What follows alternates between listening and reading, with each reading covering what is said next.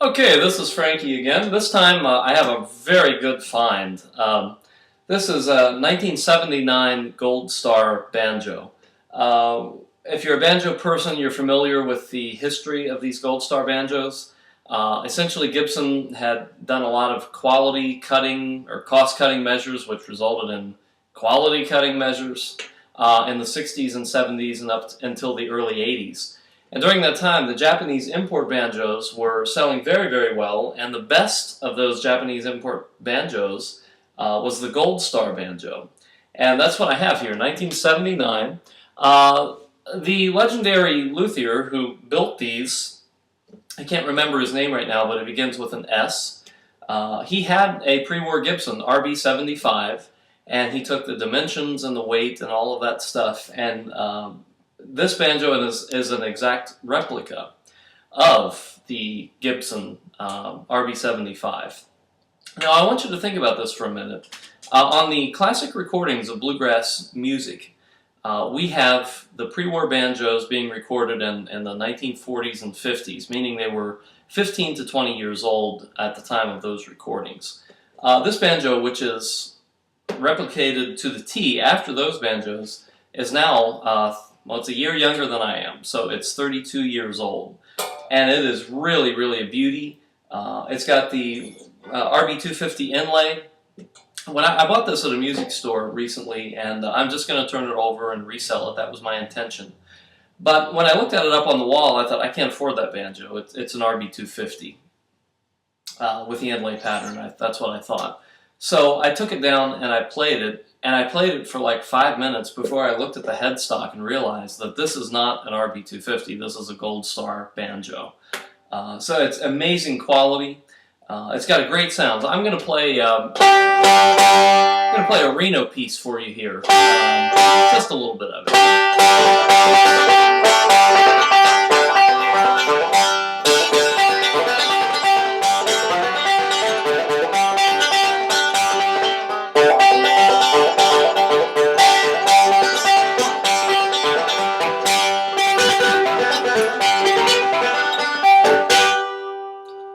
Beautiful banjo.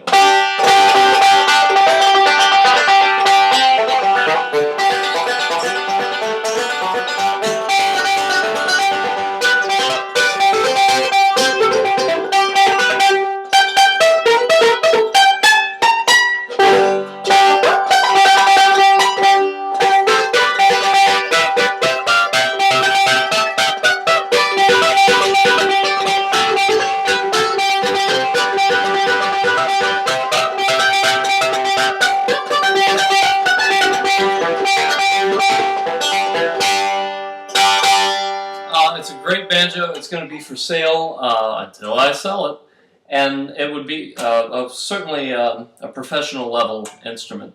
The only flaw that I can find with it is it does have the headstock was repaired at one time of day. I'll put pictures up so that you can see this better. You probably can't see it now, but it's a very stable banjo and just absolutely beautiful.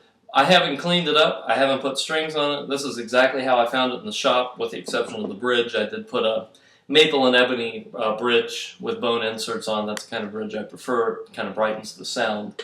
I tightened the head up a little bit, but that's really all I've done to it. So buy it now while the dust is still on it, and it's still a find. So I really hope this will find a nice home. Again, I bought it just to turn it over and sell it again because when I heard it, I couldn't, leave it in the store.